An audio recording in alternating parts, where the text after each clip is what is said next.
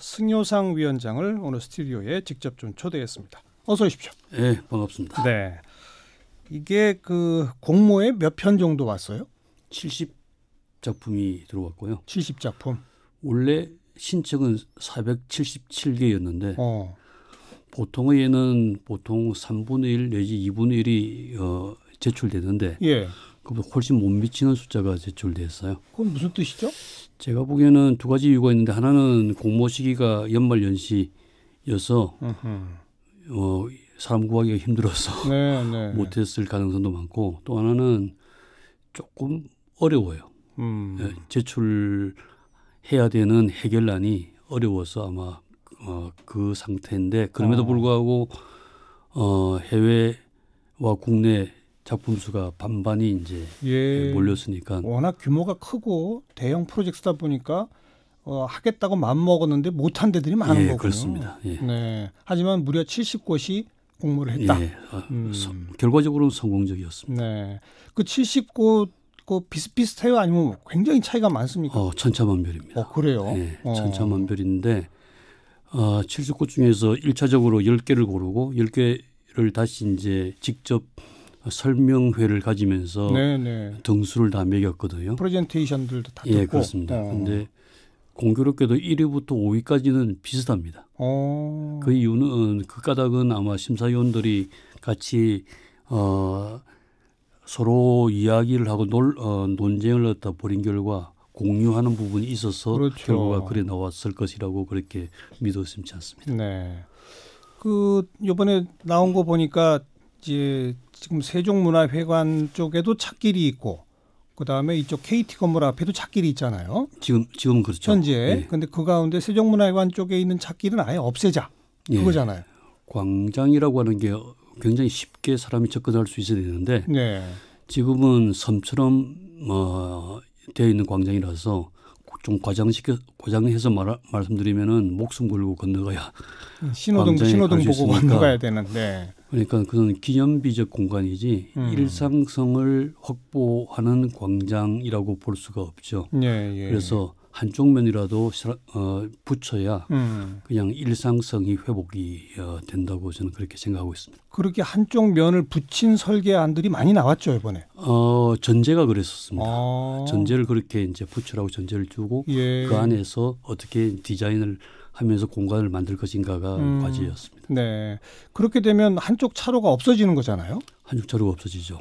그러면 교통 체증이 심각해지지 않을까요? 교통은 이미 그 전에 이제 시뮬레이션을 갖다가 통해서 7% 정도 정체된다고 결과를 얻었고요. 7%밖에요? 예, 차선 수대로 교통량이 따라서 움직이는 건 아닙니다. 그래요? 미리미리 복잡하면 미리미리 사람들이 돌아가는 경우도 있고 등등을 감안해서 7% 늦어진다고 보고를 받았습니다. 네, 그러니까 충분히 가능하다. 점점 또 도심은 해외 선진 도시에서도 알 수 있듯이 점점 차량을 수를 감소시키는 수가 있고요.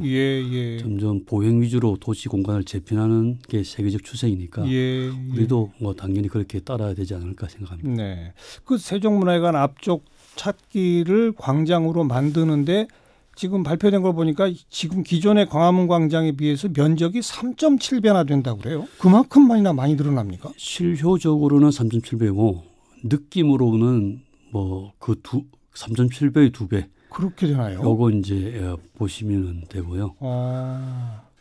광장도 하나가 아니라 역사광장, 시민광장 이렇게 둘로 나누었습니다. 그래서 역사광장은 경복궁 바로 앞이 광화문 앞이 지금 굉장히 왜소하잖아요. 광화문 앞이 지금 좁고 바로 찻길이 있죠. 그래서 무슨 의식 행사를 지내도 굉장히 위태위태하게 보입니다.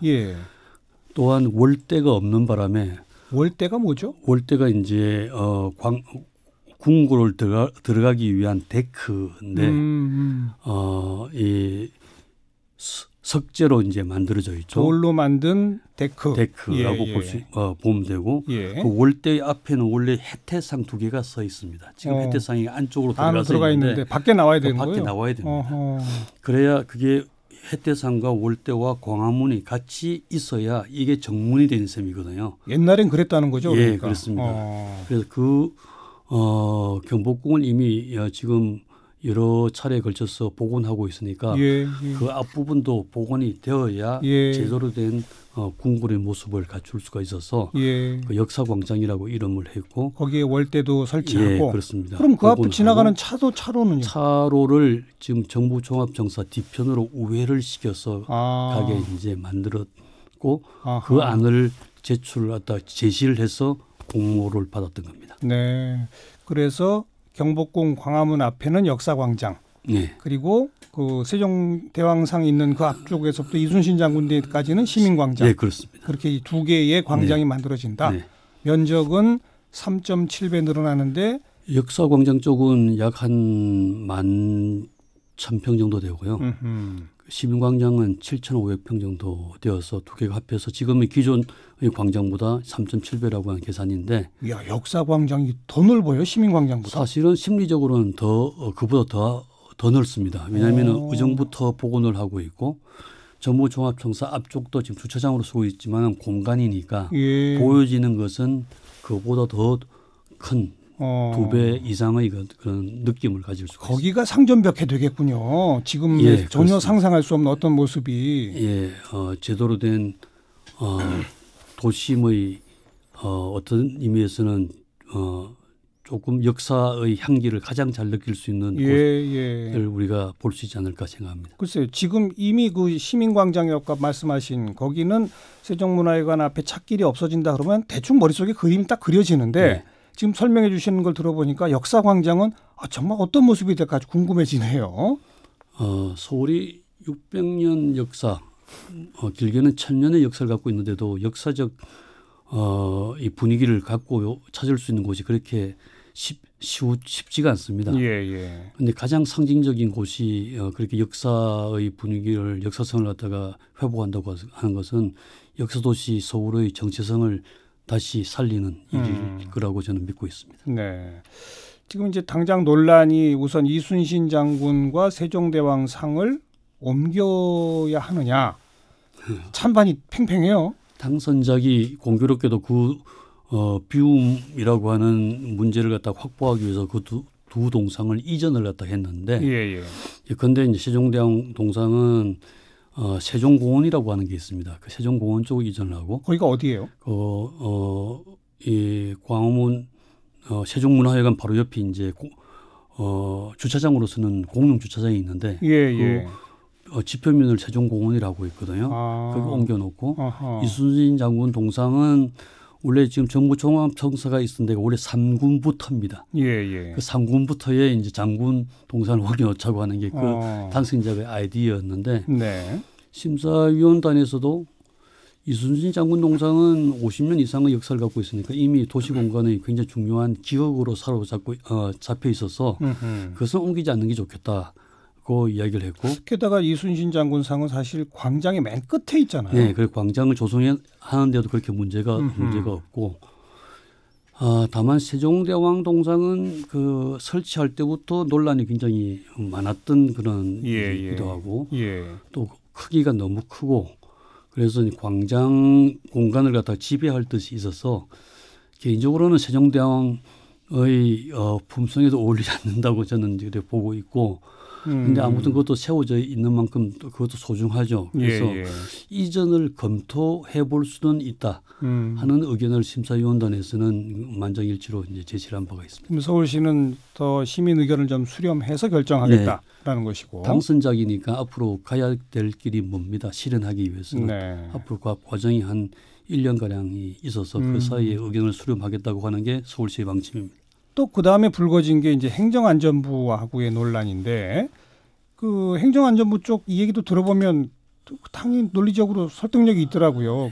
정부 종합청사의 뭐 진입로도 다 사라진다면서요. 당선작이 그렇게 그렸습니다. 당선작의 그림은 지금 당장 실현되는 안이 아니고 먼 훗날 몇십 년 후를 갖다가 이제 보고 이상적인 안을 갖다가 그렸을 수도 있고요.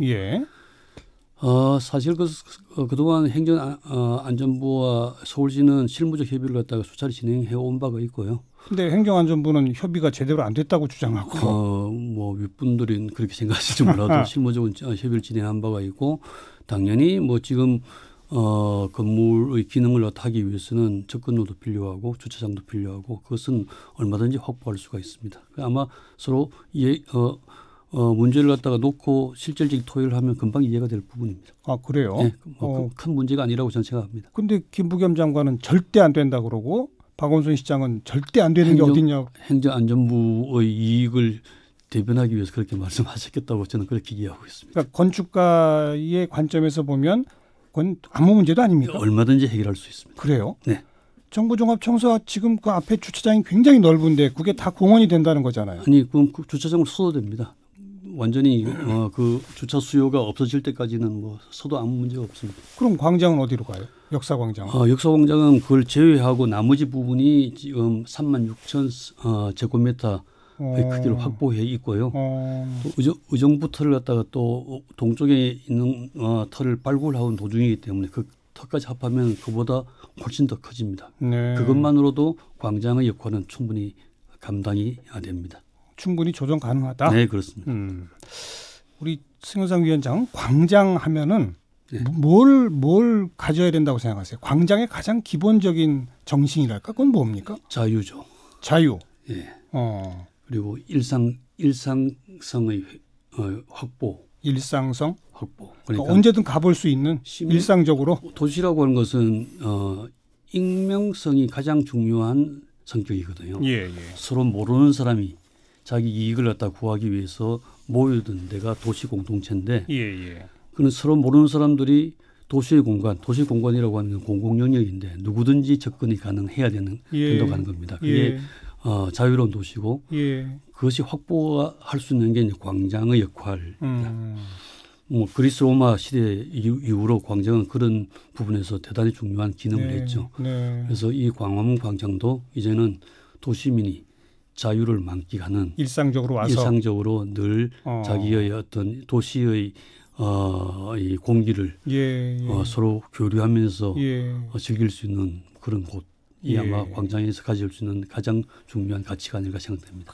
근데 지금 현재 있는 광화문 광장은 나무를 다 없애버리고 완전 콘크리트 포장을 다 해버리고 네.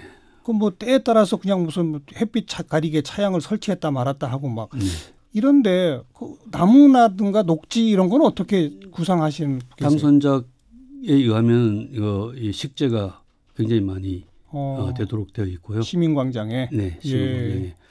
그리고 광장에서 일어나는 굉장히 예측 불가능한 우리가 이제 상상할 수 없던 행위도 일어날 수 있도록 광장 바닥에 그 숨어 있는 장치들을 많이 할 겁니다. 뭐요?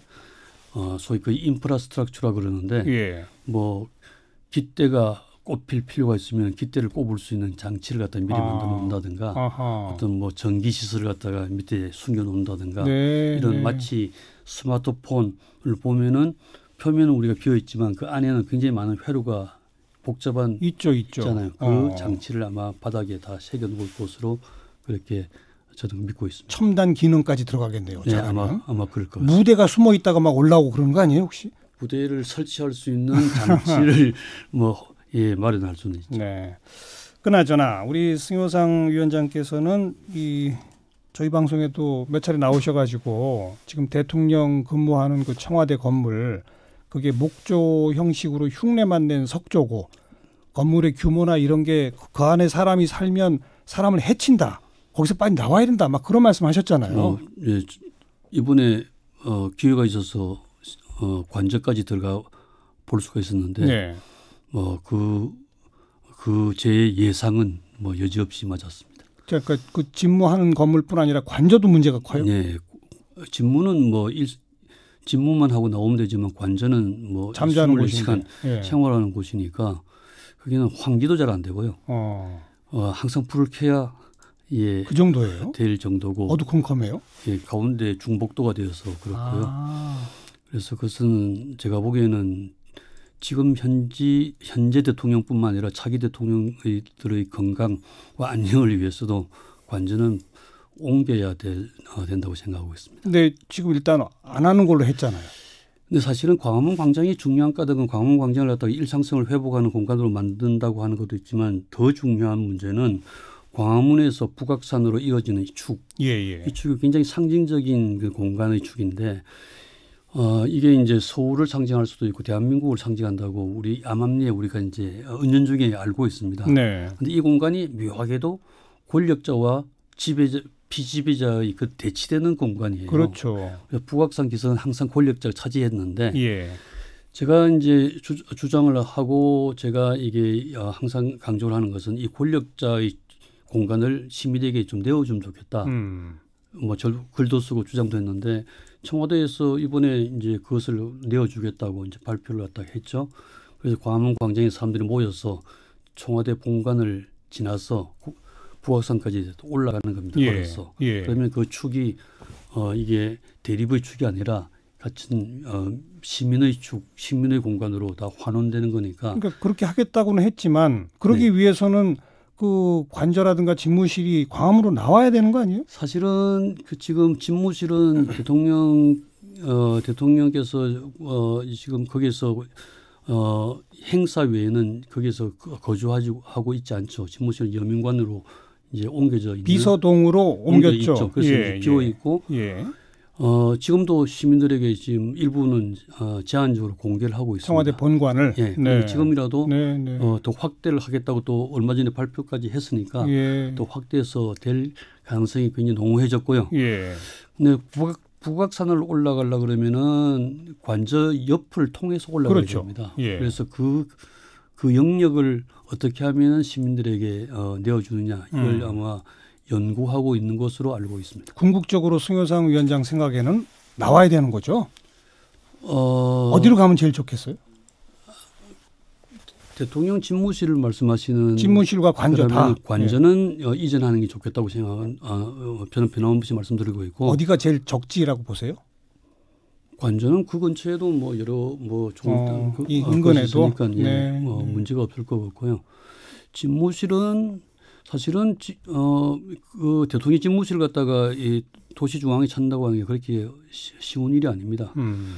집무실이 광화문 시대를 열겠다고 한 까닭이 소통하겠다고 한 뜻이니까 지금도 소통은 뭐 잘 된다고 믿고 있고 그렇다 그러면 꼭 물리적 공간을 갖다가 옮길 필요는 없는 것 같고 다만 지금 여민관이라고 하는 비서동의 대한민국 대통령 집무실이 굉장히 초라합니다. 그래서 그것을 좀 고쳐서 제대로 된 것을 쓰면 어떨까? 집무 공간으로. 저는 그렇게 개인적으로 생각합니다. 그리고 관저는 어쨌든 이 적절한 자리를 찾아서 빨리 옮겨야 된다. 여기까지 오늘 말씀드릴게요. 국가건축정책위원회 위원장 승효상 위원장이었습니다. 고맙습니다. 네, 감사합니다.